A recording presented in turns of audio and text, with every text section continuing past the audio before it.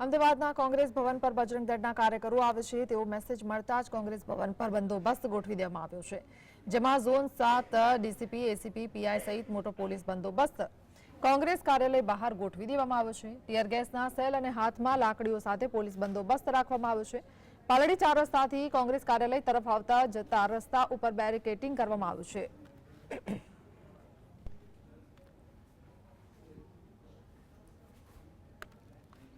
અમદાવાદ કોંગ્રેસ કાર્યાલય ખાતે ફરી વિરોધ પ્રદર્શન ન થાય તેને લઈને ચુસ્ત પોલીસ બંદોબસ્ત ગોઠવવામાં આવ્યો છે। જે રીતે કોંગ્રેસ કાર્યાલય બહાર પથ્થરમારો થયો હતો અને કેટલાક પોલીસકર્મી પણ ઘાયલ થયા હતા, ત્યારે આ ઘટના વધુ ઉગ્ર બની હતી, પરંતુ પોલીસે આ મામલો શાંત પાડતા હવે ત્યાં હજુ પણ પહેરો ગોઠવી દેવામાં આવ્યો છે। કોઈ ફરી એકવાર આવી ઘટના ન બને।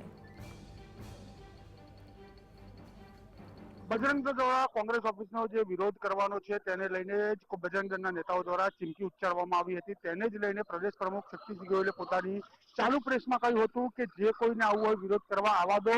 આજે તો હું પણ અહીંયા હાજર છું અને સાંજે 6 વાગ્યા સુધી હું પણ અહીંયા બેઠો છું। તેને જ લઈને જે પોલીસને મેસેજ મળ્યા હતા, અત્યારે હાલ ઝોન 7 ડીસીપી થી લઈને તમામ અધિકારીઓ છે અહીંયા બંદોબસ્ત જે છે તે ગોઠવી દેવામાં આવે છે। કોંગ્રેસ ઓફિસની સુરક્ષામાં કોઈ ચૂક ન રહે તેની પણ અત્યારે હાલ કાળજી રાખવામાં આવી છે, કારણ કે જે 2 દિવસ પહેલા પથ્થરમારાની ઘટના બની હતી તેને જ લઈને અત્યારે હાલ કોંગ્રેસ ઓફિસ ખાતે પણ પોલીસનો બંદોબસ્ત ગોઠવાઈ ચુક્યો છે। જે રસ્તા છે તે તમામ 3 થી 4 રસ્તા ઉપર જે છે તે બેરિકેડ લગાવી દેવામાં આવે છે। તમામે ઝોનના પીઆઈઓ છે તમામે પીઆઈ અહીંયા ઉપસ્થિત હાજર જોવા મળી રહ્યા છે। એસીપી ડીસીપી તમામ અધિકારીઓ અત્યારે હાલ અહીંયા હાજર જોવા મળી રહ્યા છે।